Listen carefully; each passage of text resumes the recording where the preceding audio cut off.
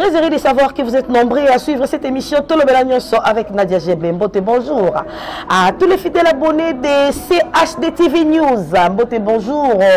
Na Batunyo Sobalingaka Nadia Jebe. S'il vous plaît, continuez de vous abonner massivement sur CHD TV News. Vous ne serez jamais déçus. Aujourd'hui, nous voulons un peu parler de la parole de Dieu, c'est vrai, dans le monde pastoral et comme Kolikamo Ebele, et comme Kolikebele l'église, surtout du côté prophète.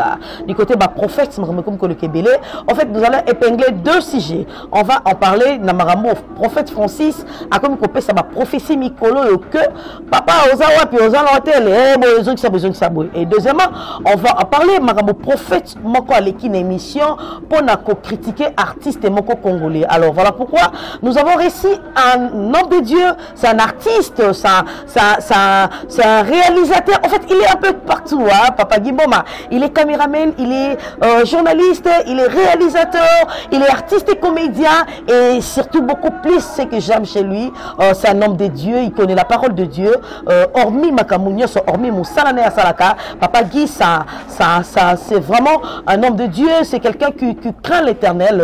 Toyambi et na plateau nabiso, to mekapé kobe tamasolo basal nanzabe po ezo pesa vraiment qui te communauté. Papa Gimboma, bonjour. Bonjour Nadia GB, je laisse mon mboko talaga. Ça va, hein? Bien habillé. Monsieur Ebit, biso balanzambe. Biso toujours te défendre Nzambe. Nzambe nga ça été. OK, na salité wa. Tout ça va vous faire ce que moi c'est la comme des mots. Nzambe jamais kolinga bo soto pembe na yi. Et voilà, faut boyer, pour caler ça que mon un homme de Dieu à la ta basket abeta boye corbeau de couleur problème natana natana ka moi chérie moi liputa moi li papa moi ba connaître ton frère OK non ndoka biloko tout o to monde na miso na miso apena droit ya rola tango sauf ebeta batuli bako. Donc c'est peu ça donc il y a un moment faut boyer ça non normal. Bon basket à canne. Il y a ça sur le coup. Là ça va que Nzamba salaka. Faut faire la tête oh Dieu est au senga mbote mais ne gola ça va que Nzambe a pambola donc c'est un peu ça. Mbote bonjour na batunio so balinga Canada GB constamment ici ba gros bisous à toi constamment ici. Nzamba lola kamisela yo Nzamba lola asaela obolamu. Je dis des gros bisous à Nana Sangara balobi moi aussi à ceux qui jaune. Je dis toi gros bisous à toi ma chérie, Mbote bonjour. Na passion les padres, Mbote bonjour à toi. Alors, Papa Gimboma, comme vous êtes comédien, vous êtes artiste et comédien, Tolito Banepé, selon la prophète Souana. N'habitez Bino Basala Nzambe, Tokotana Mpandi Wana, Basala Nzambe n'a évité, surtout ma prophète, tu éviter qu'est-ce qui se passe. Prophète Moko Zotambo à l'internet, ça l'équipe dans l'émission, il y a confrère Moko journaliste, pour na kolobake, artiste et comédien Pierrot Ndombasi. Que aluki Pierrot Ndombasi 3 a un message de Pierrot Ndombasi alingi comme on en a té. Voilà pourquoi Fakaya une émission a déclaré que Pierrot Ndombasi azalaka PD, Pierrot Ndombasi simanaye et fungwama. Donc a tenir ba propos moko boye oyo ngai mama et doxina samanta na kokolo bango mingité. Qu'est-ce qui se passe Papa Guy? Oyebi, je salue d'abord la patronne Sifa Sanga pour ça la star mi kwa futa donc obi na regeta wa tembele na sera wa tapoto fera travailler na batakisa ça c'est bon e baite batapoto bo ami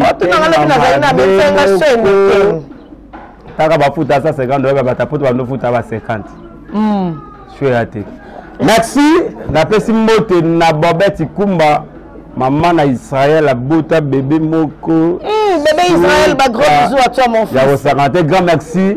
Na grand frère na le pasteur Ben ba pasteur bo sala ndana na bosolo et comme merci na prophète du bateau de fait aide royal mon ba prophète à solo bazawana donc u ba sala nzam na bosolo et comme na sosi na Judith na nga petona makasi mais fia mwindu vous petit mon bo donc micro to beta masoya ki to nae obi jebe et le gozo pesa biso passer ça ba prophète ba prophète emite likamuni biso na bino franchement c'est que vous allez en passer ça qui vous connaissez nini na makambo Nzambe donc comment il faut que vous savez faut ça votre prophétie vraiment on dirait que prophétie est église et vous les athées oyebi quelque part batu bazo biser lelo basala ba Nzambe ba banda ko sa makambo ya buzoba surtout les prophètes comment le prophète de Dieu un message de prophétie.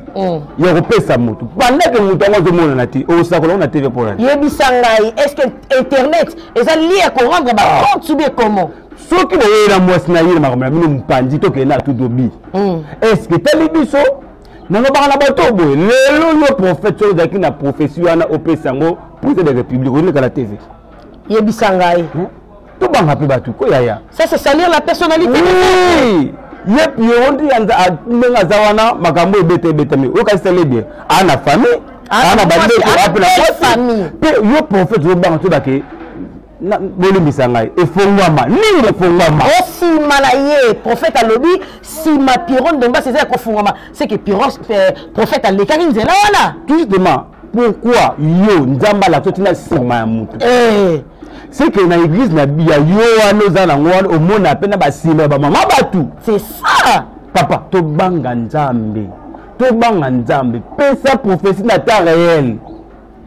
Prophétie ça la l'église était. Bible est ici du soboé. Mon peuple détruit par la faute de connaissance.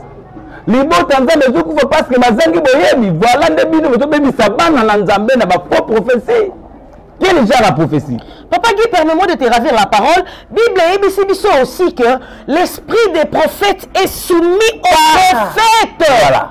Comment se peut-il, toi tu peux avoir la prophétie et tu ne sais pas gérer ça? Or la Bible nous dit que l'esprit des prophètes est soumis aux prophètes.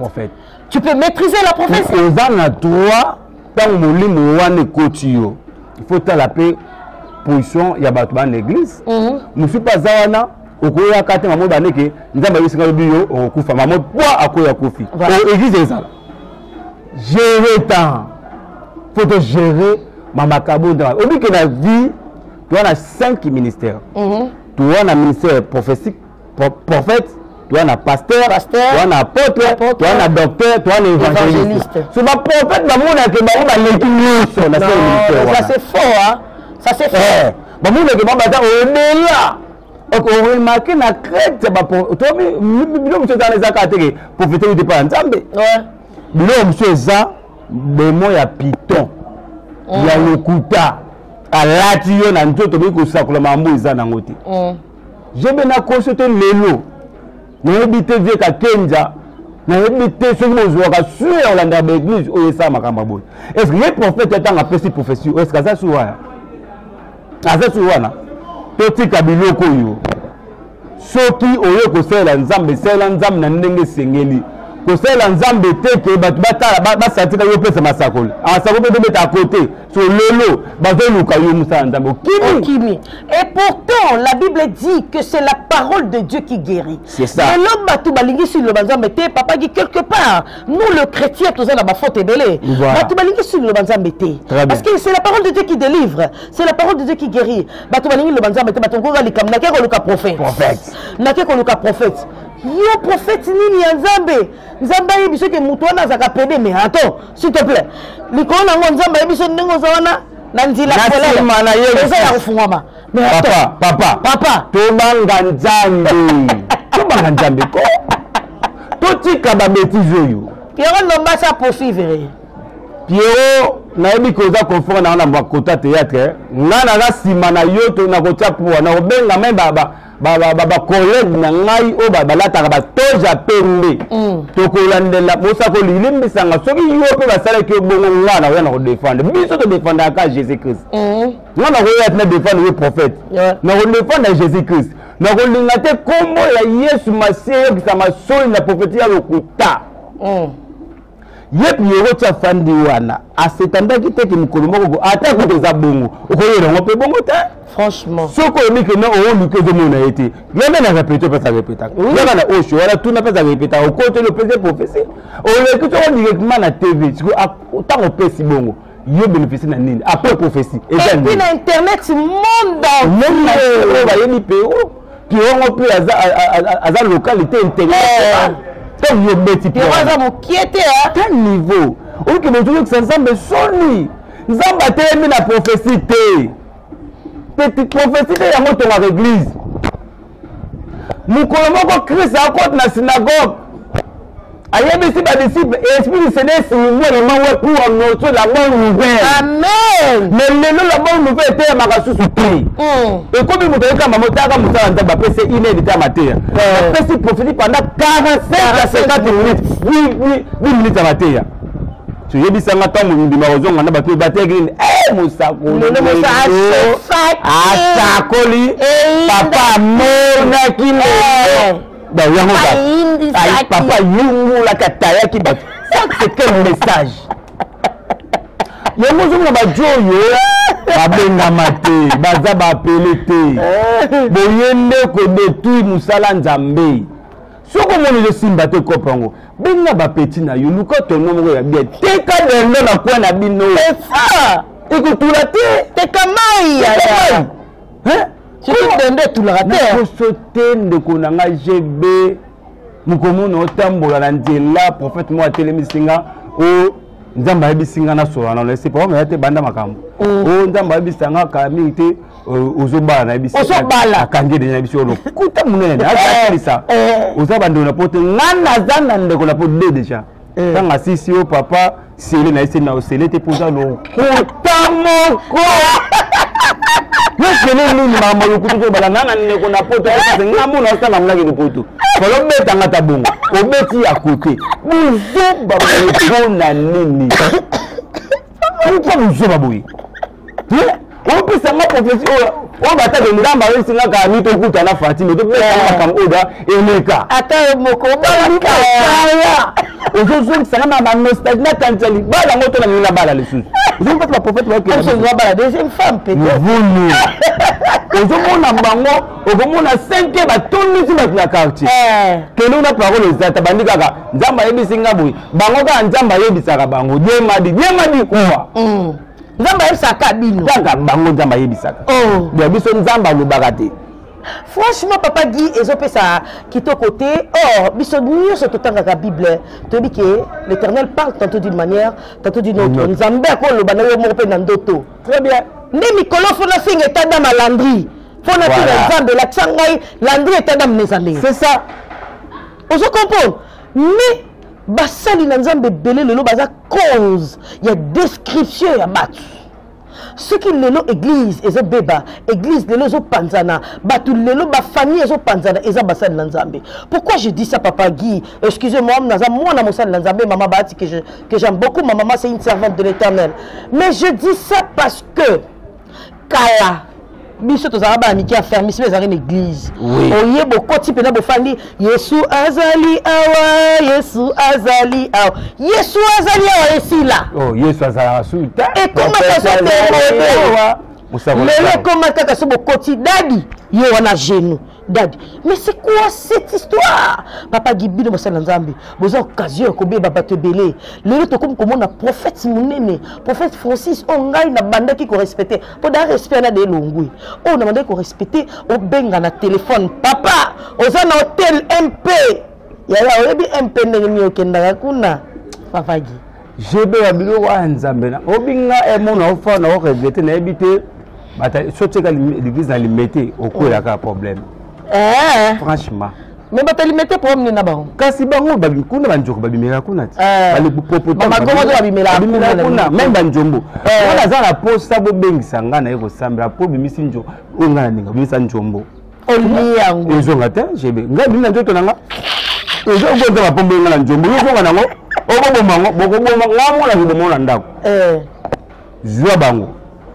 Na ebingwe baka lo moko ebingwe bimisa pe batu bakambwana yepo boka numéro moko prophète ya biso Francis na ebité aza musala nzambe ya munene na mboko mais ndenge ba biloko boy appel vidéo biloko eza ma pioniste makio na pede lo pede de makio no moko bo eza nen tamba telemika ateke appel vidéo ningo sakola moto rien à voir ba batu biso ba ko biso ba pourquoi parce que on a bien cause numéro GB na bengo pe GB gimboma na za na église bat ba ndimba te comme no GB on vous appelle ba jet donc zoro kitoko et ba WhatsApp comme komelinga de na benga o ba ke ya bubila talango ata kuna sango na bingo da ba kingani ba composer numéro na maîtriser na za kuna numéro na mutu na maîtriser na PC ba ko benga to tika biloko zo ko limiter Nzambe ya muta se repentir bonheur besoin pour lequel l'église au monde a repentir c'était ma souté ah oui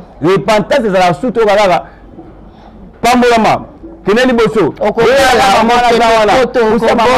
maman on était à la gambela daki bébé nous avons pas mon église batili bo fand zamba te mi wana te sala que muta se repentir sala que muta bon la muta ma après avoir muta bon muta ba fete ngena lo na lo so bino tongo bango bazaka ba professionnel ke na ndaka mo regretter nzambela ngai anga basakola nga bu nga o remarque pe na église na bango bana bango ba suana ba protocole ba biro basi na bango bon ndenge ba ya église tala mo loko mamu ke protocole église azoya bana so ke no église ba ko ça AVC so ye ka salté bon te ka bana batana ba pe boso batana ba boso pe ba pembe bana ma ba yeba ndani si a mwindu soka ye afana liboso te fale kana si fana liboso bi sa décor boza le vieux boso ke wana te tamda liboso pe na décor o waza mwa net me là-bas Nasima.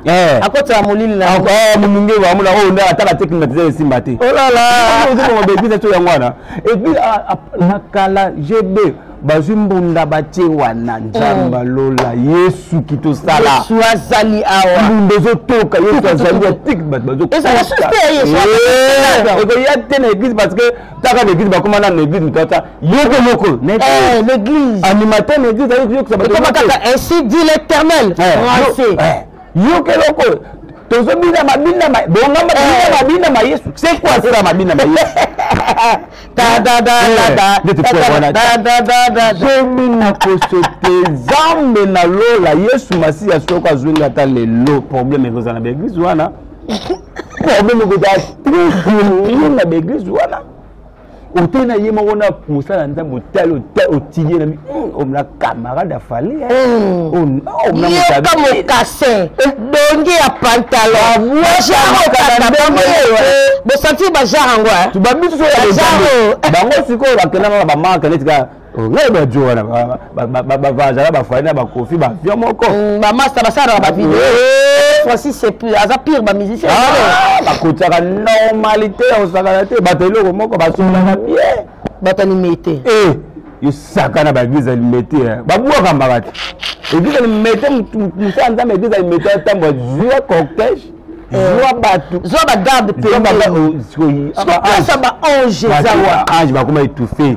Oh là là. Ah, j'ai battu. Quand place n'angeza, ouais, puis place battu d'amour. Place n'anga battu de la part de si place n'anga battu de la policier. Battu maître Kaché. Eh, sur la télé, là qui n'anga la tika bango basala, il y a un prophète là, sur le kaka, ba bible ngai. Pourquoi? Parce que ba ange bazala sous-souté.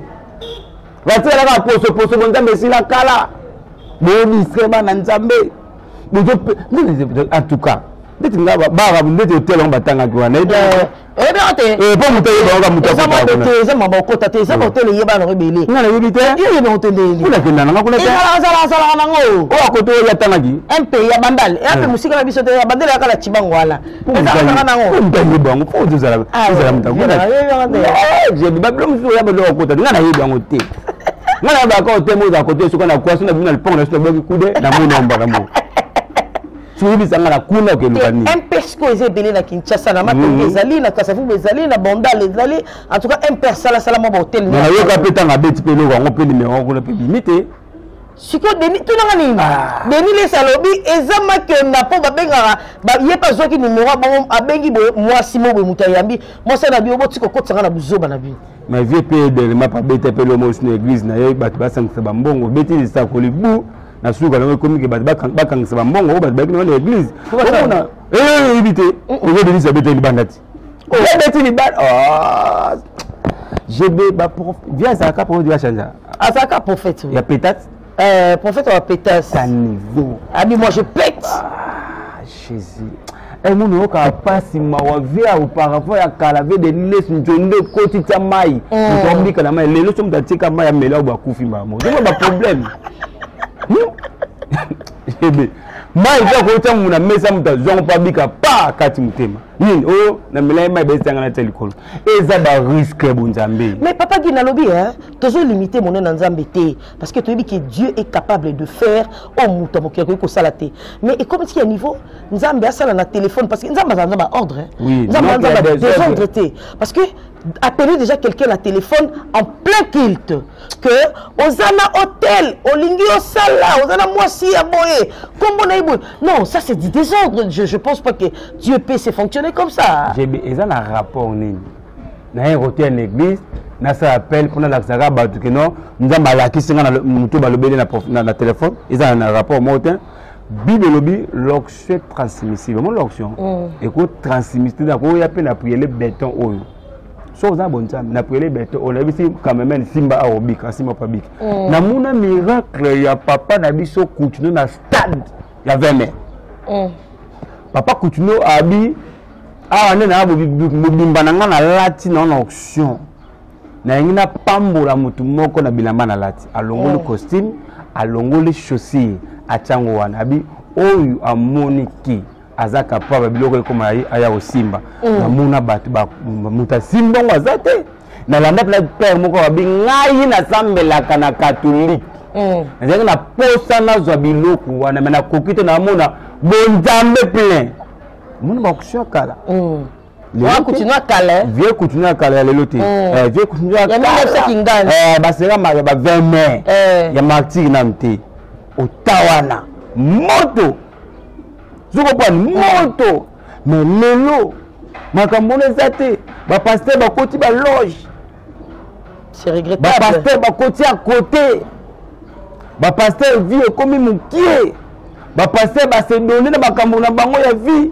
pasteur souek pasteur ozomela na biamba pasteur ozomela okuta poste na kata boîte franchement c'est quoi ça toujours kende wapi nzambe nanga bandeko oh là là toujours fingisa kombwa nzambe soki omoni charge ya bonzambe tokoka sute tika ngona pete sala makambo mususu salope bien na kala ba chrétien te fingaka ba kimbangiste o basala ka kinzonzi na église basala ka ya papa ba pesi mukie wala lando ya sepeli pas ça ba kimbangiste ba papa ba pesi mukie ba le kota na église prophétie ezala kala ba kimbangiste ba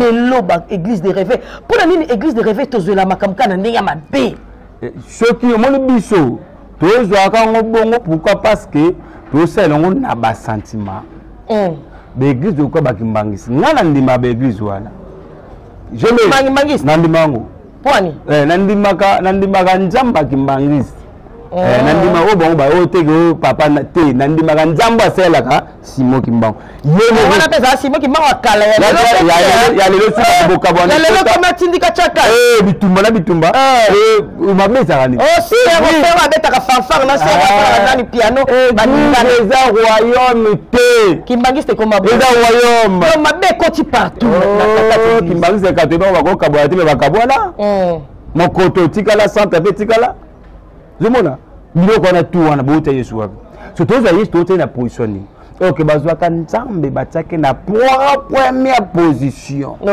lelo bato omona église ya monene na kuwana batisinana elonga pasteur mo afandi kintoki ozuna pasteur botie elongi na monene na eglise oyo responsable légal église ma nzambe nini jebe makambo ebele osama na kongo baniveau mambo église soko ofandi okayike bi nzambe yesu aya lelo te poso ayeka lelo oyo akokota te oyo akokei te mais mwana ekobimi ake na place ya pasteur franchement nazebisa ye.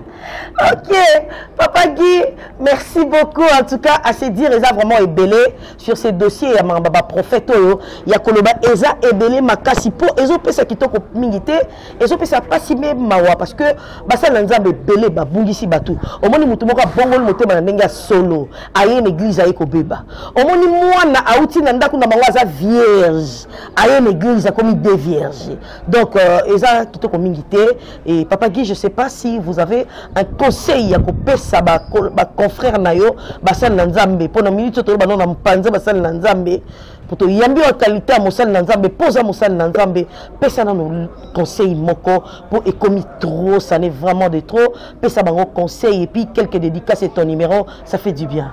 Merci la bande de Subolanda biso conseil na nzaka basal na nzambe so moni bible komi kilo tikango so moni ba bible o meme komi po bon masu ba ngeti bomona ba téléphone na bino soko moningo ezo simba susu te tika kopo sala kopo mususu to fixa yesu te to détruire makambo nzambe te Mais le bien, le mot très important. Moi, na woti na ndako vierge comme na l'église comme des vierges.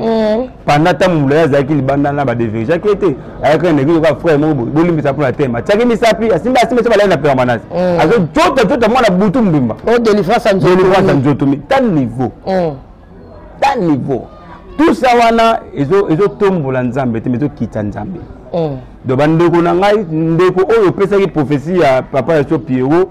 Yo église eza sur ngaba wana sans l'effort etaki mwana nzamba solo na longo na musanda na mwana nzamba luka moyen on luka papa Pierrot boso wana dans les bons avant que batu tout ba na la dossier et puis ça passe nebi koza na famille wana mwasi wana bana so biloka boye eza propriété sans l'effort bobongisa koto wana conseil na ngezaki to umela trop et pas ya nzambe nde beaucoup zo makambo wana ngo posa révélation c'est bien prophétie c'est bien mais talent attend de couper sa prophétie pe na moment nini pe na côté nini pe na sika nini pe na nane kopesa moi je crois pas que non ce qui va pécher prophétie il y a président de la République au mekana TV to sengo audience ata ba ko pécher audience ko sala ngote po mukamate na sima mukongono wana okolapa.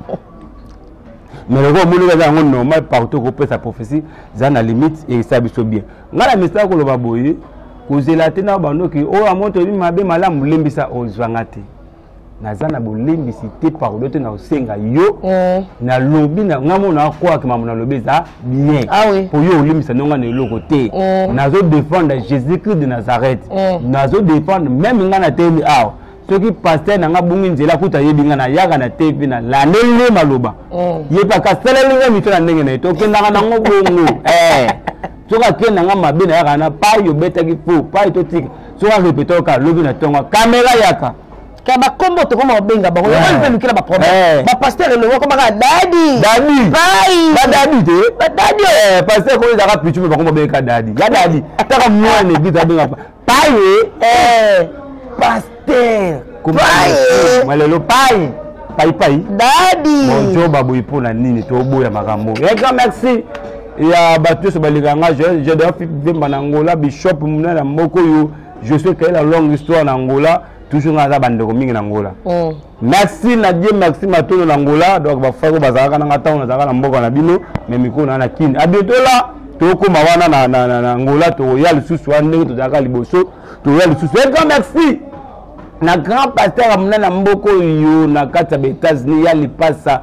David ya lipasa abinanga papa bikolo tika nga libanga ngo yango ya lipasa na batisi ya lipasa tala na États-Unis wana pasteur amuna na zo cartonner na États-Unis na bito là on avait que kitaki dans la l'aise roleka na ba chaîne nion sauter à sango na Yesu très calme et ça biso bien merci na Bobette Kumba la fille à catalogue merci na bébé Israël et ceux qui restent na ba bébé tout à kanga masola ba bébé na bébé mobo na bien que bébé Android suka na bébé wana merci na chaîne oyo ba chaîne oyo merci na bino ba tout oyo bo sepela na ngala nga ba tu mingi tshabo so tshebo tika la kabo tsaka boy c'est que na le bibia so tshebo etali yo bye. Merci beaucoup, Papa Gimboma. Alors, nous disons merci beaucoup. Nous confiance. Conseil Moko, nous devons faire la part des choses, c'est très important. Quand tu es vraiment appelé, Nzambe, Salango comme il faut, ou soit, je peux dire, quand Papa Gimboma vient de le dire, que ceux qui Moussala Nzambe aussi maté, changer métier pour Bassal Nzambe Belé, comme il cause, il y a perdition, il y a battu. Et ça qui te communité. La Bible dit, l'esprit des prophètes est soumis aux prophètes. Moi, je suis l'enfant d'une servante de l'Éternel. Prophétie, mais je saurais comment maîtriser cette prophétie et puis la solo non après. C'est comme ça. Je trouve ça très mal, un homme de Dieu en plein culte. Tu appelles quelqu'un à téléphone déjà. Quand tu communiques avec le Saint-Esprit, ce qu'on le téléphone Saint-Esprit, alors nous devons faire la part des choses, c'est très important. Je dis merci. Constant Mayasi, merci pour tout ce que tu fais pour moi. Maman Batimi Nakupenda Sana, maman. Alice Klobindi de père et de mère, je t'aime beaucoup. Blassing, joyeux anniversaire à toi, ma fille. Que Dieu te garde, le Dieu Tout-Puissant t'accorde la sagesse et l'intelligence, sa montagne doctrine. Maman vous aime beaucoup, beaucoup. Ça n'est fini pour aujourd'hui. Moi, Nadia Jebé, la femme selon Jésus-Christ, je vous dis au revoir.